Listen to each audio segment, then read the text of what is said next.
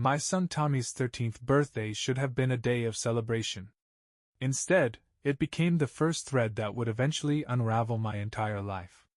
I remember standing in our suburban kitchen, watching Karen, my wife of 15 years, frantically searching through her purse, her perfectly manicured nails clicking against her phone screen. "David, have you seen the gift receipt for Tommy's PlayStation?" Her voice carried that slight edge I'd begun noticing lately, like every question was laced with accusation. "I swear I put it in here yesterday after picking it up." I watched her movements, noting how her designer blouse, new, though she claimed it was just something from last season, caught the morning light. Something felt off about the way she avoided my eyes, the slight tremor in her hands as she dug through wadded receipts. "Check the car maybe?" I suggested, taking a sip of my cooling coffee. "You were running late yesterday after meeting Sarah for lunch." Her head snapped up too quickly. "Sarah? I didn't meet Sarah yesterday." The moment hung between us like suspended glass, waiting to shatter. I distinctly remembered her telling me about lunch plans with her best friend Sarah, the same Sarah who'd been her maid of honor at our wedding. The same Sarah who, when I'd bumped into her at the grocery store last week, had given me a strange, almost pitying look. "You said—" I started, but Karen cut me off with a wave of her hand. "Oh right, yes, Sarah. Sorry, my mind's just scattered. Big presentation coming up at work." She grabbed her keys, the designer purse swinging from her shoulder. "I'll check the car." I watched through the kitchen window as she walked to her Mercedes, another recent upgrade she'd insisted we needed. But instead of searching for the receipt, she sat in the driver's seat, phone pressed to her ear, gesturing animatedly. Through the windshield, I could see her face transform from anxiety to something softer, almost girlish. It reminded me of how she used to look at me, years ago. Tommy thundered down the stairs, his dark hair still wet from the shower, wearing his favorite Patriots jersey, the one Coach Miller had helped me pick out last season. "Dad, is Mom finding the receipt? GameStop said they'd upgrade my controller if we bring it." "She's looking," I said, unable to tear my eyes away from Karen's performance in the car. Who was she talking to that made her laugh like that, head thrown back, free hand twirling her hair? "Cool. Hey, did you know Coach Miller's getting divorced? He seemed pretty messed up at practice yesterday." Tommy grabbed an apple from the fruit bowl, taking a massive bite. "Said something about women being complicated." I felt a strange heaviness settle in my stomach, like swallowing lead.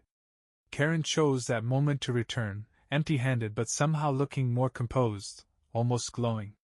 Her phone disappeared into her purse before I could glimpse the screen. "No receipt," she announced brightly, too brightly. "But don't worry, honey, I'll stop by the store again today. I have to run some errands anyway." Tommy shrugged, already lost in his phone. But I noticed how Karen's hand trembled slightly as she straightened his collar, how her wedding ring caught the light, or rather, how it was missing entirely. "Must have left it in the gym bag after yoga," she said quickly, catching my stare. Another lie. Karen hadn't been to yoga in months, though she kept paying for the membership. Standing there in our sun-drenched kitchen, watching my wife kiss our son goodbye with painted-on perfection, I felt the first real tremor of something breaking. I just didn't know yet how deep the fault line would run, or how completely our world would crumble when it finally split open. That evening, after Tommy's birthday celebration wound down, I found myself alone in our home office, staring at the family photos lining the walls. Karen had excused herself early, claiming a headache, but I'd heard her pacing in our bedroom, her hushed voice carrying through the heating vent, though not quite loud enough to make out the words. I opened my laptop, intending to check some work emails, when a notification popped up from our shared family iPad. Karen had forgotten to log out of her iCloud again. A message preview caught my eye. "Missing you already? Today was..." The rest was cut off, the sender's name just showing as My hands hovered over the keyboard. We'd always had an open device policy in our marriage, no passwords, no secrets. That's what we'd promised each other. But lately, Karen had become protective of her phone, always keeping it face down, taking it with her even to the bathroom. Before I could decide whether to open the message, another notification pinged. This time from Tommy's football team group chat. Coach Miller, Mark Miller, had sent a message about rescheduling Saturday's practice due to personal matters. The same Mark Miller who was apparently getting divorced, whose wife had moved out 3 weeks ago according to suburban gossip. The office door creaked open, and I quickly closed the laptop. Karen stood there in her silk robe, hair slightly messed up, cheeks flushed. "Coming to bed, honey?" "In a minute," I replied, studying her face. "How's your headache?" She touched her temple absently. "Oh, much better." The Advil kicked in. But I hadn't heard her open the medicine cabinet, and the bottle was still full when I checked later. "Good thing," I said carefully. "Because I was thinking we could talk about that presentation you mentioned. The one that's got you so scattered?" Her eyes flickered, just for a moment, before she recovered. "Oh, it's boring work stuff. You don't want to hear about corporate restructuring and market analyses." She gave a dismissive laugh that didn't quite reach her eyes. "Try me," I pressed. "You usually love talking about work. Remember how excited you were about the Johnson account last month?" "The Johnson account?" She blinked rapidly. "Right, yes. Well, this is different. Actually, I should probably review my notes before tomorrow. Rain check on the chat?" As she turned to leave, her robe shifted slightly, revealing a small mark on her collarbone, one that looked suspiciously like a bruise. Or maybe something else. Something that made my stomach turn. "Karen," I called after her. "Did you ever find Tommy's gift receipt?" "No luck," she said over her shoulder. "But don't worry, I'll handle it tomorrow after my lunch meeting." I waited until her footsteps faded before pulling out my phone and opening the GameStop app. According to the purchase history, there was no PlayStation bought recently. In fact, the last transaction was from 3 months ago, a used game Tommy had bought with his allowance. So where had the PlayStation really come from? And more importantly, why would Karen lie about something so easily verifiable? I sat there in the darkening office, surrounded by smiling family photos that suddenly felt like props in an elaborate stage play. In one, Karen and I stood on either side of Tommy at his first football game, Coach Miller visible in the background, his hand raised in a casual wave. The sound of Karen's muffled laughter drifted down from our bedroom, followed by the distinct tone of her phone being set to silent.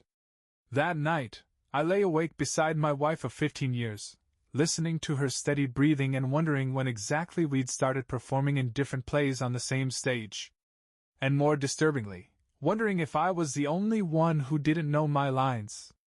The next morning, I found myself at the football field an hour before Tommy's practice, watching Coach Miller set up training cones with mechanical precision. Something about his movements seemed off, too controlled, like a man trying to hold himself together. "David." He nodded as I approached, his usual easy smile replaced by something more guarded.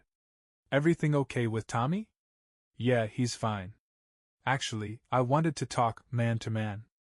I helped him with the last few cones, buying time to organize my thoughts. "Heard about your divorce. I'm sorry." Mark's shoulders tensed slightly before he forced them to relax. "Thanks. It's complicated." He ran a hand through his graying hair, and I noticed he'd stopped wearing his wedding ring. "Rachel said she needed to find herself. Turns out she was finding herself in my best friend's bed for 6 months." The brutal honesty of his statement hit me like a physical blow. I thought about Karen's missing ring, her mysterious phone calls, the PlayStation that apparently materialized from thin air. "How?" I cleared my throat. "How did you know?" "Before you knew, I mean. Were there signs?" Mark gave me a sharp look too perceptive for comfort. "You asking for a reason, David?" "Just trying to understand," I said quickly, too quickly. "Karen's been different lately." "Probably nothing." He was quiet for a long moment, methodically adjusting a cone that didn't need adjusting. "The little things pile up," he finally said. "Changed passwords. New clothes. Mysterious appointments. But mostly, it was the way she looked through me instead of at me. Like I'd become furniture in my own home.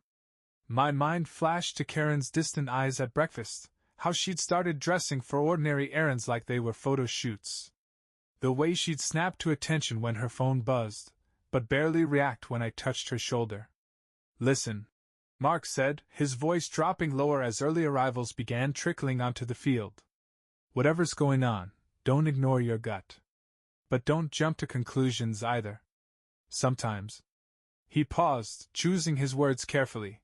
"Sometimes people just drift. Doesn't always mean there's someone else." I nodded, though something in his tone made me wonder if he was trying to convince himself as much as me.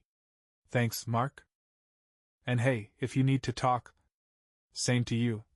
He cut in, just as Tommy came bounding across the field, full of teenage energy. "But David?" He caught my arm as I turned to leave. "Be careful who you trust with your suspicions. Small towns have big ears." I spent the next hour watching practice from the bleachers, observing how Mark ran drills with military precision, how he kept the boys focused despite whatever personal hell he was going through. A true professional.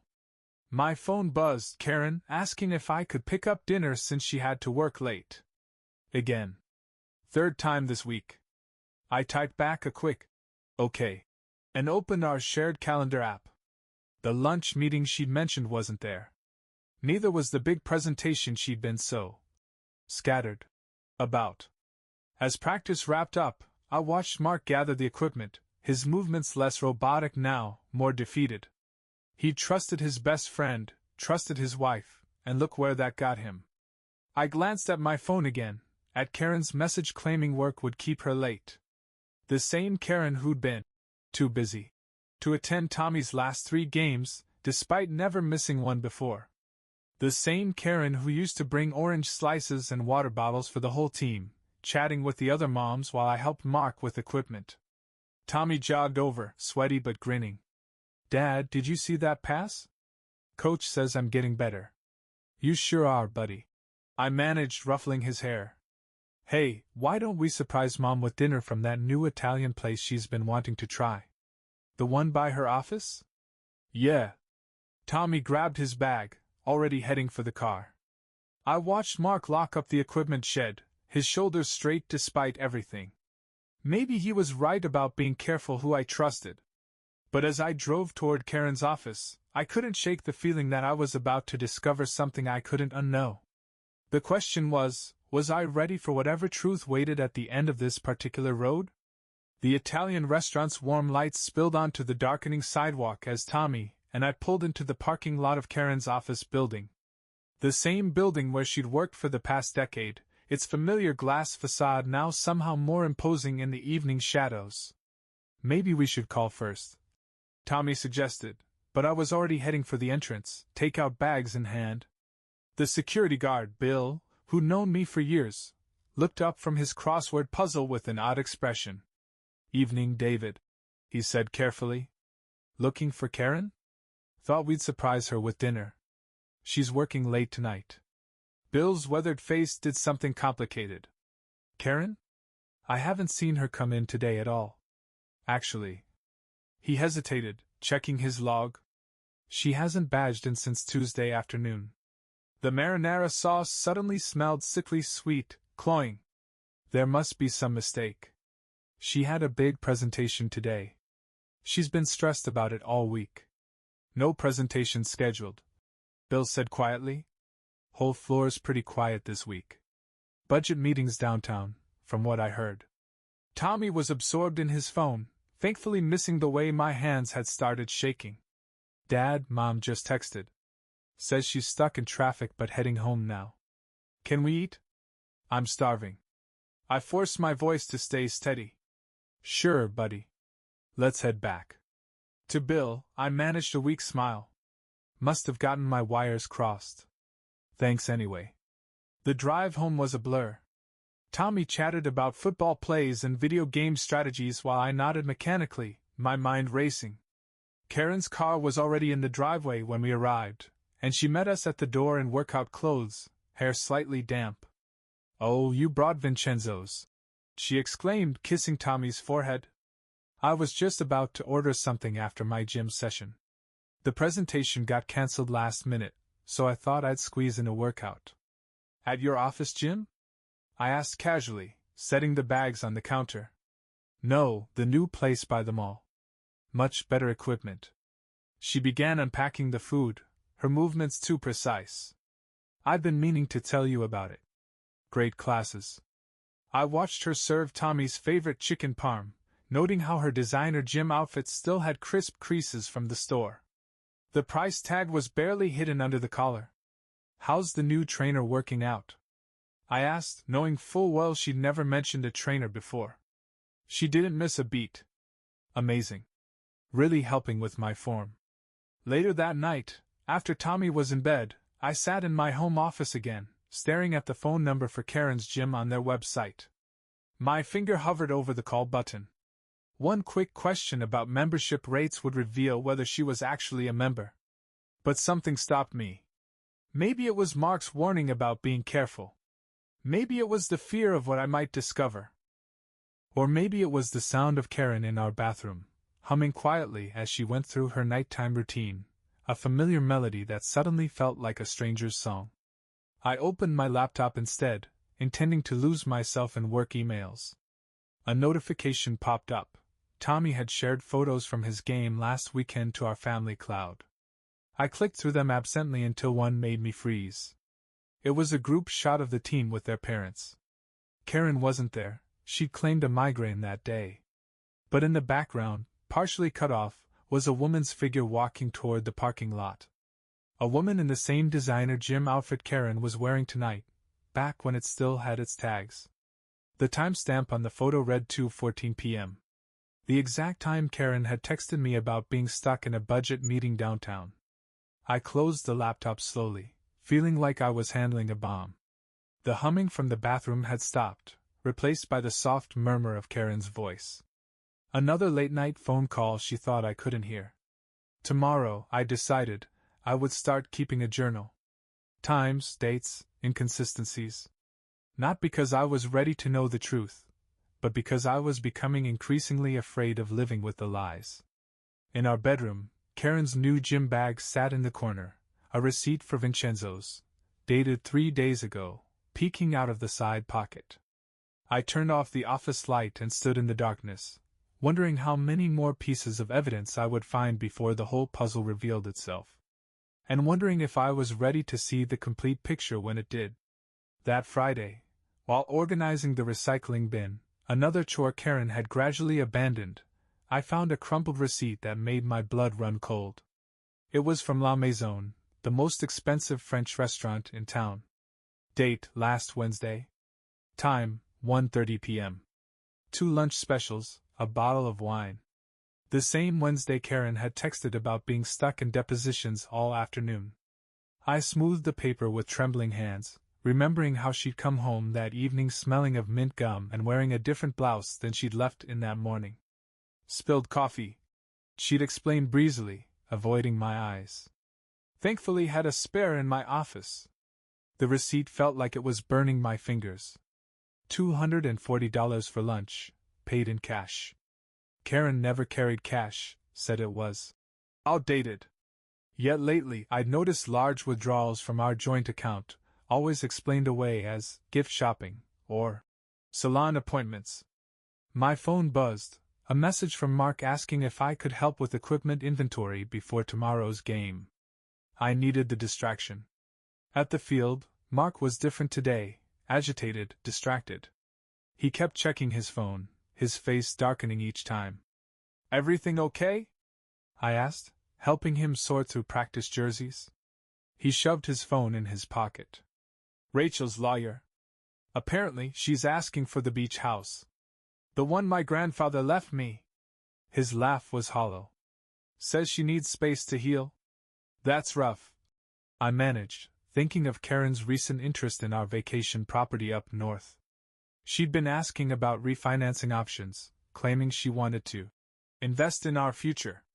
The worst part? Mark continued, attacking a tangled net with unnecessary force. She's rewriting history.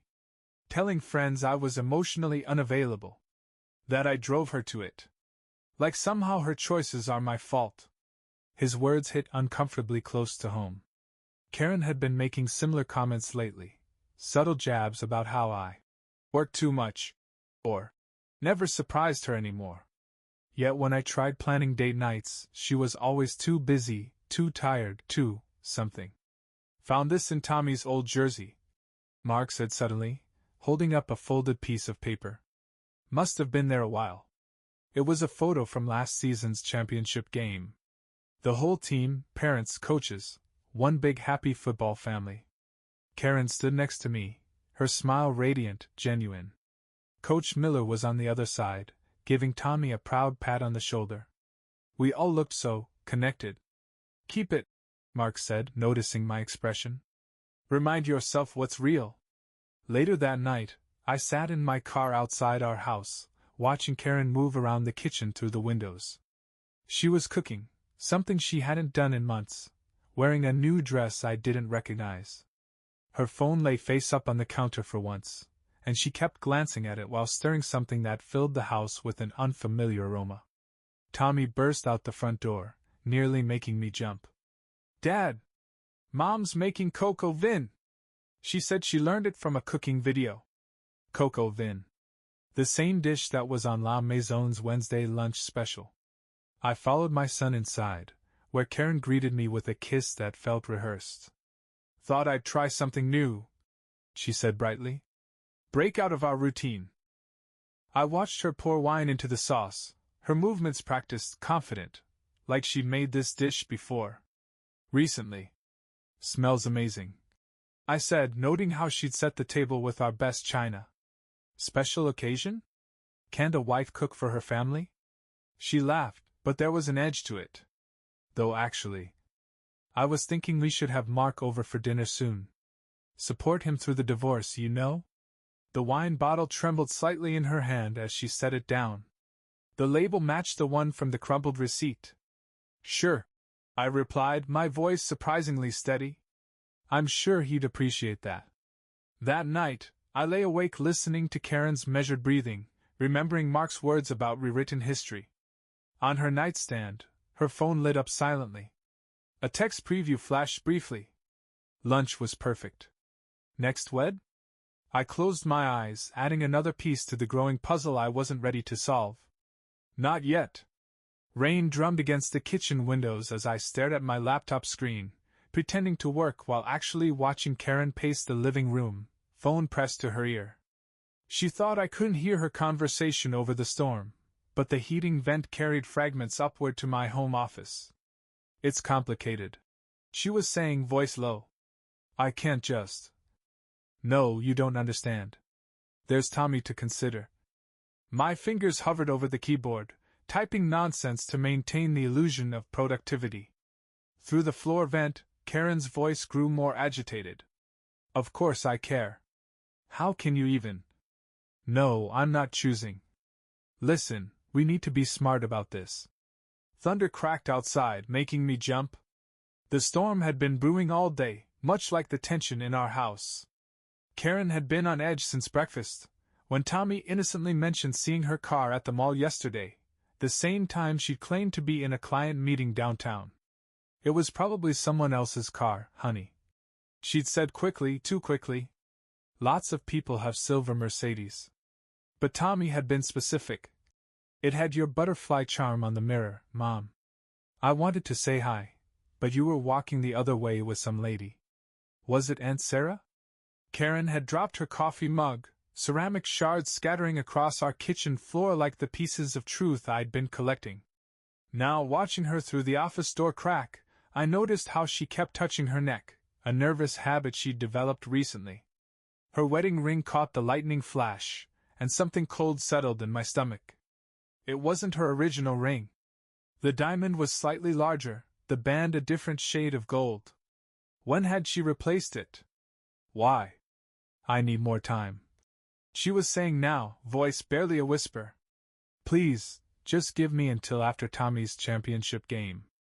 Everything has to be handled delicately. Another crack of thunder, and suddenly Tommy was in my office doorway, making me nearly fall out of my chair. Dad?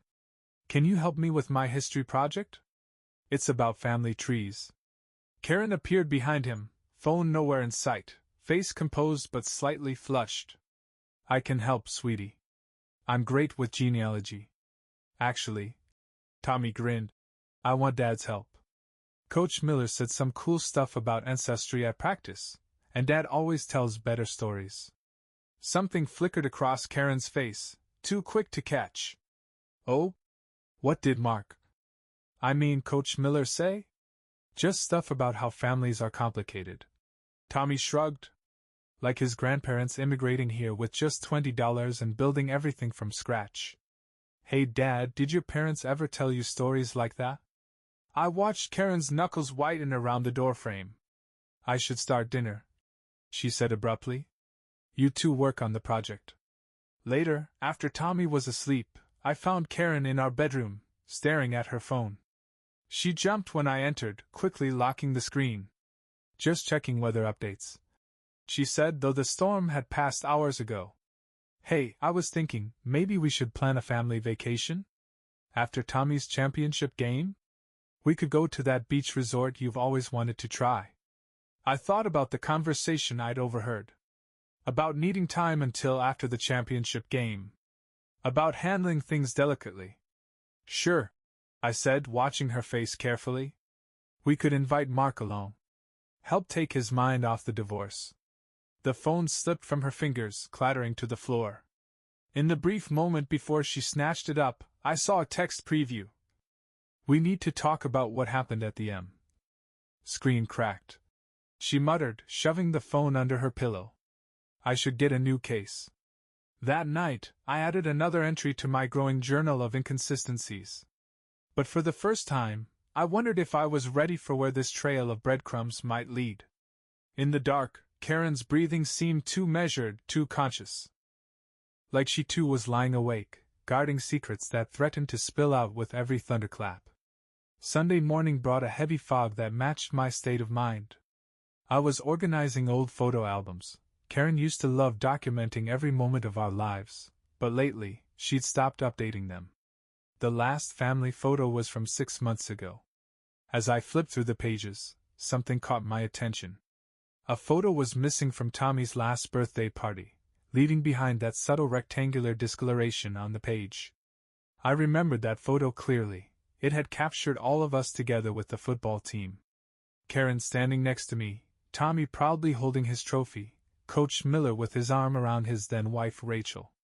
My fingers traced the empty space, remembering how Karen had insisted on getting extra copies printed. For the memories, she'd said. Now the memory itself was gone, leaving only questions in its wake. Looking for something? Karen's voice made me start. She stood in the doorway, wearing her running clothes, hair perfectly styled for what was supposedly just a casual jog. Just noticed this photo's missing, I said carefully, watching her reaction. The one from Tommy's party. A flash of something, panic? Crossed her face before she composed herself. Oh, that old thing? I think I took it to work from my desk. You know how I like having family photos around. But I'd been to her office last week. No new photos adorned her desk. Right, I said, closing the album. Hey, speaking of work, how's that Johnson account going? The one you mentioned was giving you trouble? Much better, she replied smoothly, adjusting her smartwatch. Finally got everything sorted out. Another lie. Bill from security had mentioned that the Johnson account had been transferred to another branch months ago. Glad to hear it. I managed, my throat tight. Going for your usual route? Actually, I thought I'd try the trail by the lake today. Change of scenery. The lake trail. Where Mark usually did his morning runs, according to Tommy's practice schedule. Be careful, I said, hating how my voice cracked slightly. The fog's pretty thick. She hesitated at the door, and for a moment, I saw a glimpse of the woman I'd married, vulnerable, real. But then her phone buzzed, and the mask slipped back into place. Don't wait up for breakfast, she called over her shoulder. Might grab a smoothie on the way back. I waited until her footsteps faded before pulling out my journal. Under today's date, I wrote, "Missing photo. Lake Trail. Johnson account lie." The fog outside grew thicker, much like the questions clouding my mind. Somewhere in that mist, my wife was running away from something, or toward someone.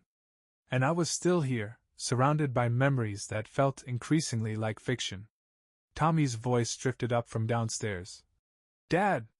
Coach Miller's here. Says he wants to talk about the championship game strategy." I closed the photo album, trying to ignore how the empty space on that page seemed to mock me with its secrets. Outside, the fog began to lift, but the shadows in our home only grew deeper. The tension in our living room was thick enough to cut as Mark sat across from me, spread plays across our coffee table. Tommy had run upstairs to grab his playbook, leaving us in a silence heavy with unspoken words.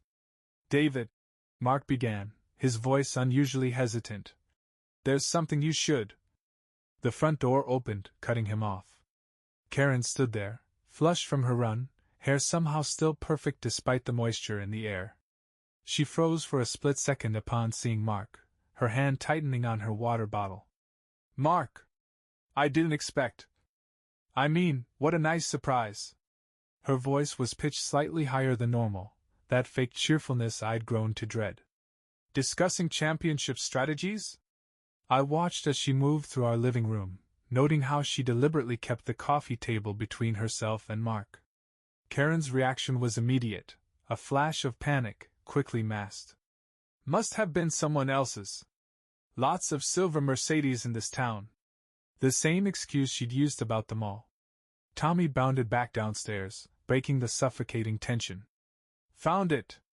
Oh hey, Mom! How was your run? Did you see Coach Miller? He usually runs the lake trail too." The silence that followed was deafening. Karen's water bottle slipped from her grasp, spilling across the hardwood floor. As she scrambled to clean it up, I noticed a small tear in her expensive leggings, the kind that might come from catching on a tree branch in a foggy, isolated trail. "I should go," Mark said abruptly, gathering his papers with shaking hands. "We'll finish this later, David." "But Coach, we didn't even get to the new plays," Tommy protested. "Another time, champ. Your dad and I need to discuss some things first." As he headed for the door, I caught a glimpse of Karen's face, a complex mix of emotions I couldn't quite decipher. Fear? Guilt? Relief? She'd always been good at hiding her feelings, but lately, the mask had started showing cracks. Later that night, as I added the day's events to my journal, I found myself staring at the torn page where the missing photos should have been. Something about Mark's unfinished sentence haunted me. What had he been about to say? In our bedroom, Karen was on her phone again, speaking in whispers. I caught fragments. "Can't keep doing this, too risky, need to be sure." The championship game was 2 weeks away. Whatever was happening, whatever truth lurked beneath the surface of our carefully constructed life, I had a feeling it would all come to a head before that final whistle blew. I just wasn't sure I was ready for the game to end. I stood at the edge of the football field, watching Tommy run drills with a strange sense of unreality. The autumn sun cast long shadows across the grass, much like the ones stretching across my understanding of my own life. Mark was different today, distracted, almost agitated. He kept checking his phone between plays, his face darkening with each glance. When Karen's Mercedes pulled into the parking lot, I saw him visibly stiffen. "Tommy's doing great," she said, appearing beside me with 2 coffee cups from that expensive place downtown. She handed me one, my exact order, something she'd been forgetting lately. Her attempt at normalcy felt like a band-aid on a bullet wound. "Thought you had a client meeting," I said, not taking the coffee. "Cancelled." The word hung between us like smoke. "I wanted to see our boy practice. Been missing too many of these lately." On the field, Tommy executed a perfect pass, the ball spiraling through the air with precision. Mark's praise carried across the field, but his voice sounded strained, mechanical. "Remember his first practice?" Karen asked softly. "He was so small in that oversized jersey." I did remember. I also remembered how she used to bring orange slices for the whole team, how she'd chat with Rachel, Mark's ex-wife, about recipe exchanges and book club selections. Now Rachel was gone, and Karen stood beside me like a stranger wearing my wife's face.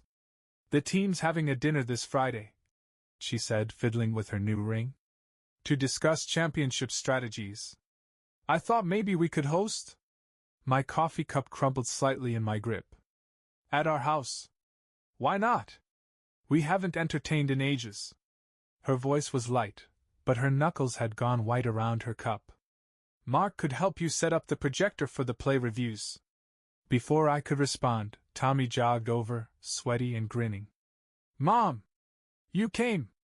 His simple joy made my chest ache. "Did you see my pass? Coach says I'm getting better at reading the defense." "Amazing, honey." Karen reached out to ruffle his hair, a gesture she'd been doing less and less lately. Her sleeve rolled up, revealing a small bruise on her wrist, like someone had grabbed her too hard. She caught me looking and quickly pulled her sleeve down. "Must have bumped it at yoga," she said, though I knew she'd cancelled her membership months ago. Mark approached, clipboard in hand, deliberately focusing on Tommy. "Great practice, champ. Those new plays are really coming together." "Thanks, coach. Mom's going to host a team dinner Friday. Will you be there?"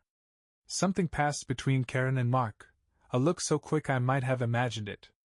"Actually," Mark said, his voice carefully neutral, "I might need to skip this one. Personal matters." Karen's coffee cup slipped from her grasp, spilling across the sideline. As she bent to clean it up, her phone fell from her pocket. I caught a glimpse of a text notification. "We need to talk about Friday. Things are getting comp." She snatched the phone up before I could read the rest, her hands trembling slightly. That evening, I added another entry to my journal. Team dinner suggestion. Bruise on wrist. Mark's refusal. Text about Friday. The pieces were there, forming a picture I wasn't ready to see. Like a football play slowly unfolding, each movement choreographed toward an inevitable conclusion. In our bedroom, Karen was on the phone again, her voice a whisper. "No, you don't understand. Everything has to look normal. Just until after the championship. Please." I closed my journal, the weight of unspoken truths pressing down like a physical thing. 2 more weeks until the championship game. 2 more weeks of this elaborate dance of secrets and lies. The question was, who would break formation first? The clock had just struck midnight when I heard it, Karen's muffled sobs coming from our ensuite bathroom. I lay perfectly still in our bed, listening to her trying to quiet herself, the sound piercing through years of shared intimacy like a knife. "I can't do this anymore," she whispered into her phone, voice raw with emotion. "It's killing me. Every time I look at him, at Tommy. God, what have I done?" My heart hammered against my ribs as I strained to hear more. The bathroom fan hummed, nearly drowning out her words, but the pain in her voice was unmistakable. "You don't understand," she continued, barely audible. "David's he's such a good man. And Tommy worships. No, please don't say that. I need to figure this out myself." I closed my eyes, remembering our first date, how she'd laughed at my terrible jokes, how her hand had felt so right in mine. Now that same hand wore a different ring, and her laughter had become a stranger's sound. The bathroom door creaked open, and I quickly evened my breathing. Karen's footsteps hesitated by her side of the bed. "David?" she whispered. "Are you awake?" I maintained my steady breathing, feeling her weight settle on the edge of the bed. Her hand ghosted over my shoulder, trembling slightly. "I'm so sorry," she breathed, so quietly I almost missed it. "I never meant for any of this." The words hung in our darkened bedroom like smoke, acrid and suffocating. Her phone buzzed again, and she quickly left the room. I opened my eyes, staring at the ceiling where shadows danced from passing cars. In my mind, I saw Karen at Tommy's first football game, cheering louder than anyone. I saw her helping him with his homework at our kitchen table, her patient smile as he struggled with math problems. I saw the woman I'd built a life with, now somehow transformed into someone I barely recognized. From downstairs came the sound of pacing, more hushed conversation. The championship game changes everything. Yes, I know what's at stake. No, you don't get to make that decision. I reached for my journal on the nightstand, adding another entry. Midnight call. Apology in darkness. Something about the championship changing everything. Tomorrow was another practice. Another day of watching Tommy throw perfect spirals while his mother watched from the sidelines, her designer sunglasses hiding whatever truth lived in her eyes. Another day of nodding at Mark's coaching advice while wondering what words remained unspoken between us. Karen's footsteps approached again. I closed my eyes, feeling her slip into bed beside me. For the first time in our marriage, the space between us felt infinite. I love you, she whispered into the darkness. I wish that was enough. I kept my breathing steady, even as my heart cracked. The championship game loomed 2 weeks away, a deadline for something I couldn't yet name. In the silence of our bedroom, Karen's phone buzzed one final time. She didn't answer it, but her quiet tears told me everything and nothing at all. That morning, while looking for Tommy's missing cleats in the garage, I found something that made my world tilt slightly on its axis. A crumpled note, fallen behind Karen's car seat, the paper smooth from being folded and unfolded countless times. Everything will work out. Trust the plan. After the championship dash.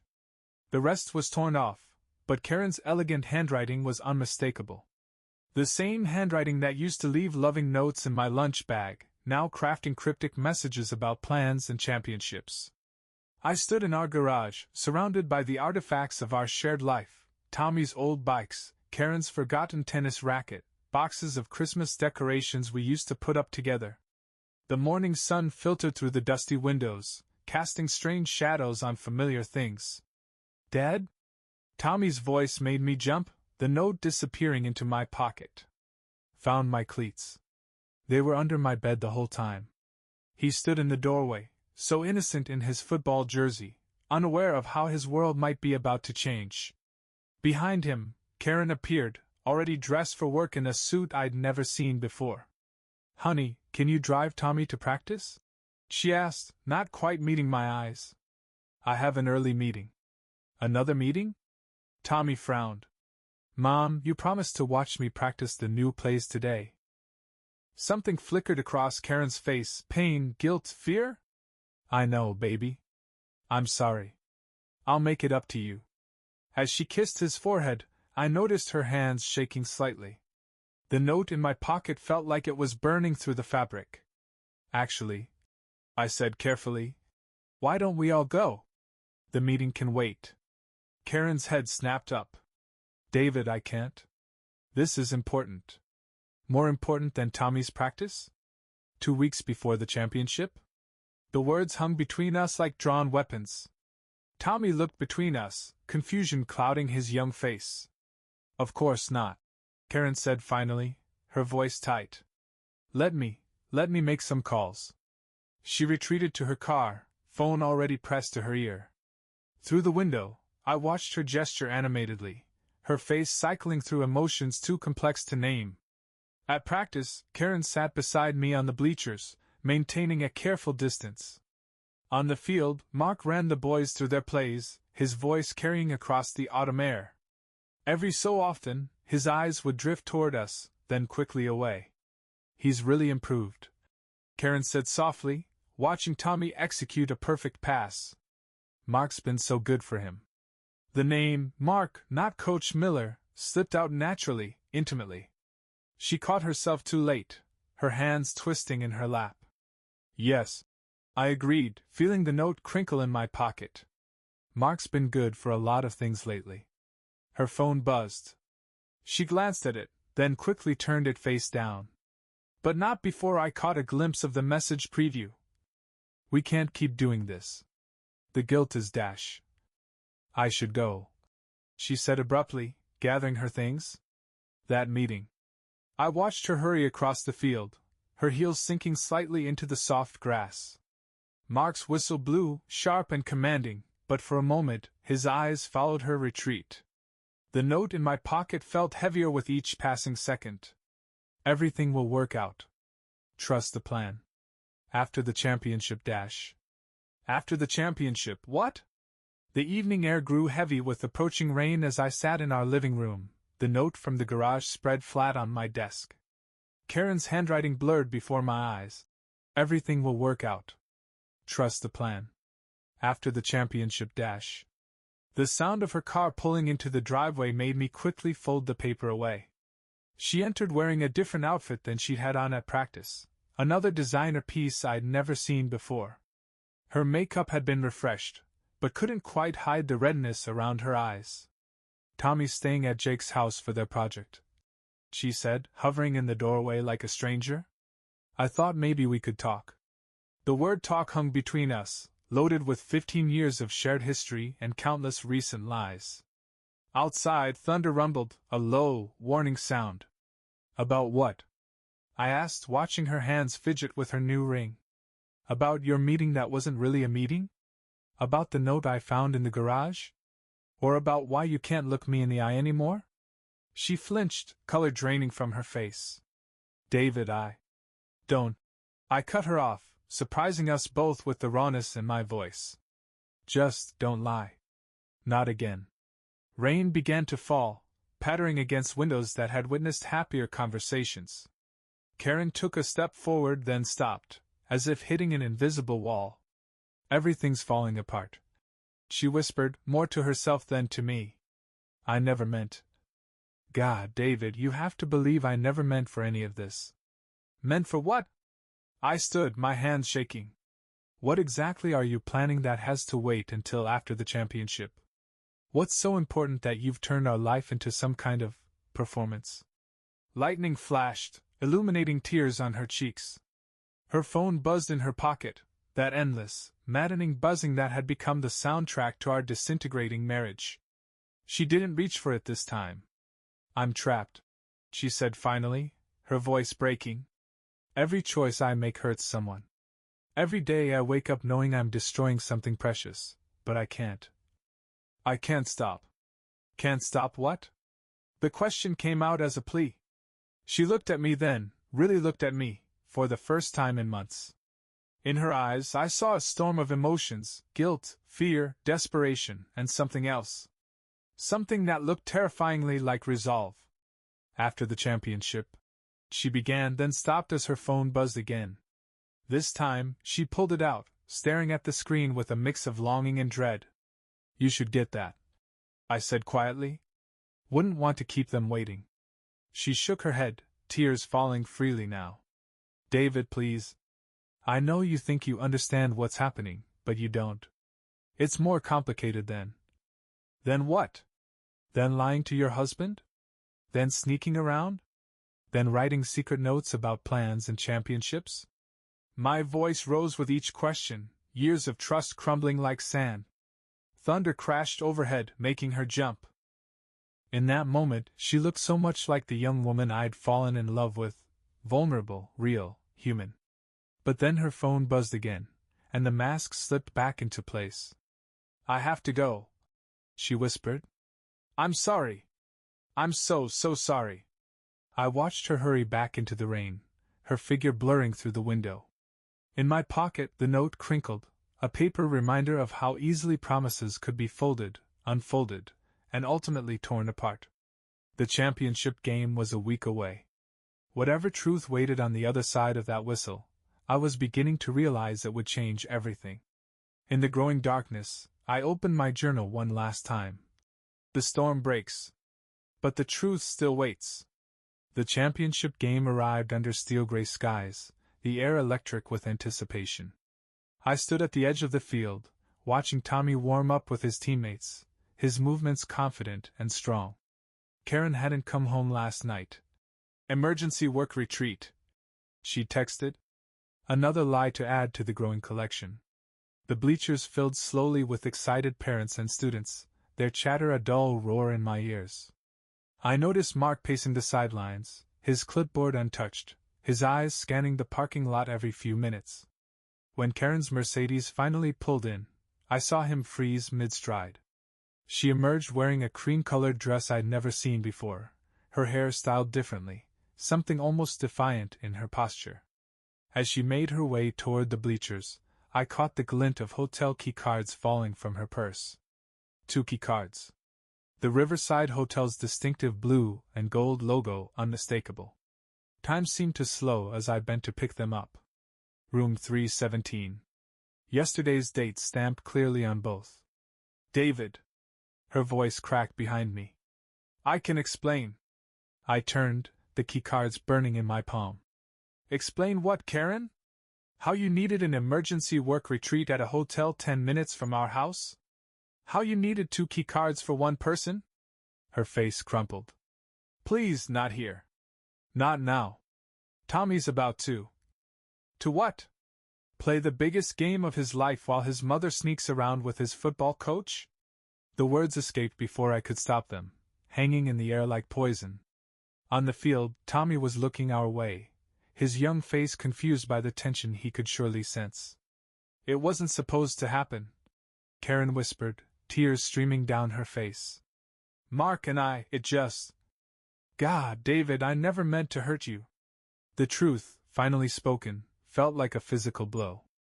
Even though I'd suspected, even though all the signs had been there, hearing it confirmed made my world tilt sideways. How long? My voice sounded foreign to my own ears. David. How? Long? She wrapped her arms around herself, looking small despite her designer dress. Since Rachel left him.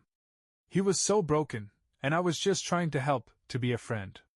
But then you started sleeping with him. The words tasted like ash.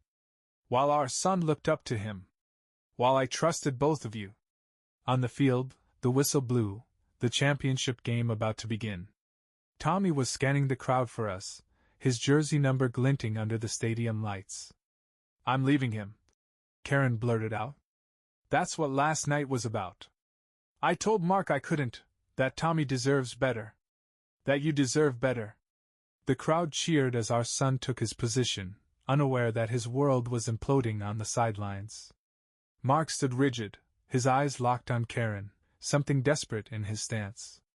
After the championship, I said quietly, remembering the note. That was your plan? Wait until after our son's big game to blow up his life? Thunder rumbled overhead, a storm approaching, much like the one that had been brewing in our marriage for months. I'm so sorry, Karen sobbed. I never meant for any of this to happen. But it had happened. Every lie, every secret meeting, every fake work event had led to this moment.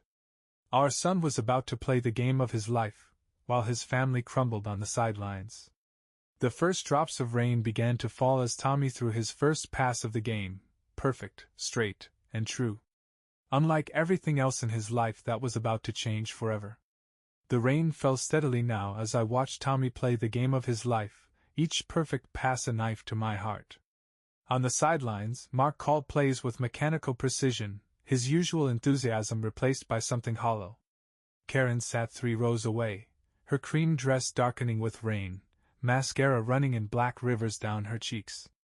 I remembered our first football game as a family, Tommy just a kid in an oversized jersey, Karen cheering loudly enough to embarrass him, my chest swelling with pride. Now that same pride tasted like ashes in my mouth. Fourth quarter! The announcer's voice boomed across the field. Our team was up by 7, Tommy's arm having proven true despite the rain. Despite everything. A memory surfaced, Tommy at age 8, practicing throws in our backyard. Karen bringing out lemonade, her laugh carrying across the summer evening. Mark coming over to give him tips, Rachel bringing cookies. All of us so goddamn happy, so perfectly blind to the fault lines forming beneath our feet. David. Sarah, Karen's best friend, appeared beside me, her face a mask of concern. I've been trying to call you. Did you know? The question came out raw, broken. Her silence was answer enough. On the field, Tommy connected with his receiver, another touchdown. The crowd erupted, but I watched Mark's reaction. The way his eyes found Karen's in the stands, the slight shake of his head, the desperation in his stance. She tried to end it, Sarah said quietly. Multiple times.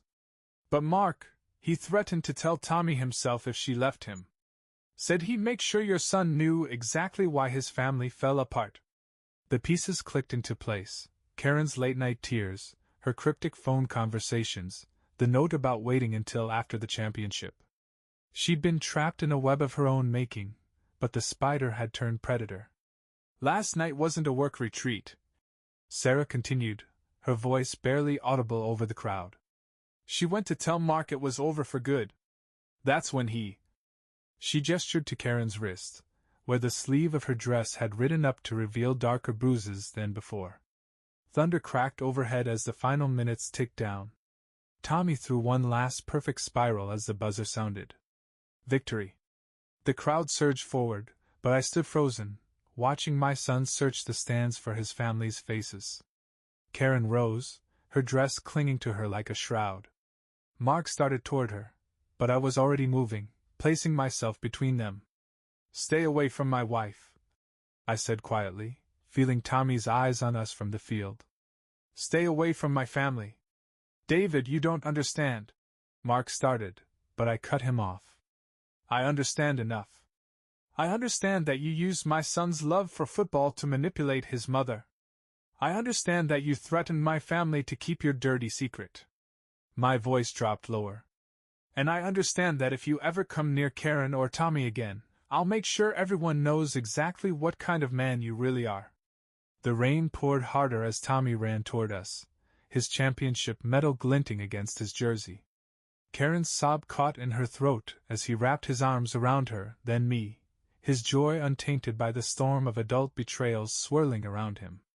We won, Dad! Mom, did you see? Coach, wasn't that last pass just like we practiced? I held my son tighter, feeling Karen's trembling hand join mine on his shoulder. Above us, the storm raged on, but for the first time in months, I saw real truth in my wife's eyes, pain, regret, and perhaps, if we were strong enough, the possibility of redemption. The championship was over. Now the real game began, the long, hard road of healing what was broken. The windshield wipers kept steady rhythm as we drove home from the championship game, each sweep marking another moment of deafening silence. Tommy had fallen asleep in the back seat, his medal still clutched in his hand, peaceful in his ignorance of how his world had shifted on its axis. Karen sat beside me, as far against the passenger door as possible, her wet dress leaving dark patches on the leather seat. The same seats where we'd driven to countless football games, family vacations, Sunday dinners. Now they felt like relics from a different life. At a red light, I caught her reflection in the window, mascara-stained tears mingling with rain, her fingers absently touching the bruises on her wrist. The sight made something in my chest constrict painfully. Despite everything, seeing her hurt made my protective instincts flare. He made you feel trapped, I said quietly, careful not to wake Tommy. It wasn't a question. She drew a shaky breath. At first, it was just comfort. Mark was broken after Rachel left, and I thought I could help. Then it became something else, something dark. He knew exactly how to play on my guilt, how to threaten just enough without saying the words outright. The light turned green, and I pulled forward into the rain-slicked night. In the rearview mirror, Tommy shifted, mumbling something about touchdowns in his sleep. Why didn't you tell me? My voice cracked slightly. We could have faced it together. I was ashamed, she whispered, her words barely audible over the rain. Every time I looked at you, at Tommy, I saw everything I was risking, everything I was destroying. But Mark kept saying he'd make it worse, that Tommy would hate me forever if he knew. That you'd take him away. Lightning illuminated her face, the face I'd woken up to for 15 years, the face that had smiled at me across hospital rooms when Tommy was born, the face that now held so much pain and regret it physically hurt to look at. I won't lie, I said, gripping the steering wheel tighter. Part of me wants to hate you.